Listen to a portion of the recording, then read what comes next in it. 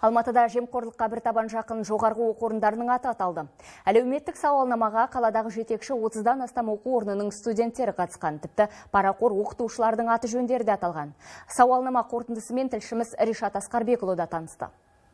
Сауалнама жүргізілген 33 жоғарғы оқу орнының 15-інде студенттер жекелеген фамилияларды атаған. Олардың қатарында оқытушылар мен әкімшілік қызметкерлері бар. Соның ішінде ең көп аты аталған бестік мыналар: Қонаев атындағы Еуразиялық заң академиясы, Орталық Азиялық университеті, Тынышпаев атындағы көлік және коммуникациялар академиясы, Қазақ-Ресей медициналық университеті және Жүргенов атындағы Қазақ ұлттық өнер академиясы.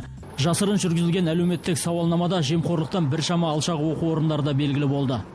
Егер тыңғылықты қарайтын болсақ, сұралғандардың 70% ешқашан жемқорлықпен ұшыраспағанын айтты, ал қалған 29% керісінше парамен байланыста болғанын көрсетіпті.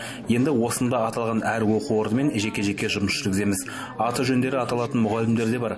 Анау апай, мынау ағай деп есімін жасырғандарды жоғары оқу орындарының басшылығы табады деп ойлаймын. Біздің мемлекетіміздің азаматы сондай жолға баратын болса, онда біздің мемлекет көркеймейді.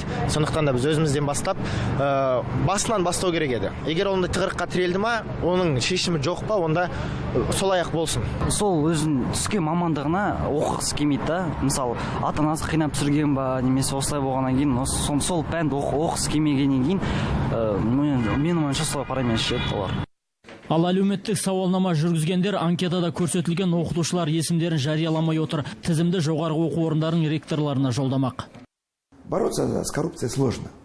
Университеттің ішінде басшылардың позициясы мықты болу керек. Жемқорлықпен күресу оңай емес. Тіпті ең әділ оқытушыны қаралып жіберетін кез болады. Бірақ тәжірибеден білеміз. Кімнің параға жақын екенін байқау қиын емес. Ондай мұғалімдермен біз жұмыс жасамаймыз. Көп жағдайда студенттер олардың аты жөндерін жасырып қалады. Зерттеушілер жемқорлық белгісі бар фактілерді құзырлы органдарға тапсырмайтындығын айтады. Мұндай сауалнама алғаш рет жүргізіліп жатқандықтан бұл мәселелермен ректорлар айналысу керек деп шешіпті.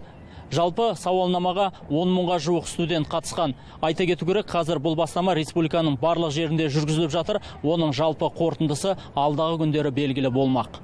Ришат Асқарбекұлы, Әсет Еленбаев, Астана телеарнасы, Алматы.